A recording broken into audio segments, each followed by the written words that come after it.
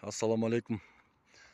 Жалпы Нарын шаарынын тургундары, биз сиздерге кичине кайрылуу жаза кетели дедик элек.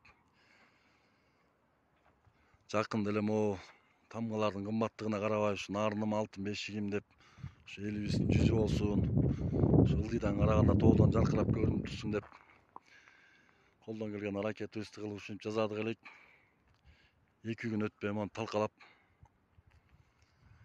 аябай бир тартипсиздигибизди көрсөттүк да.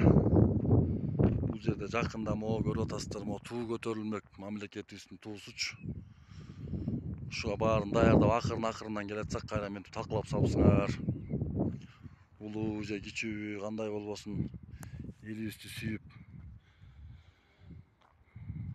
жакшы мамиле кылгыла сураныч.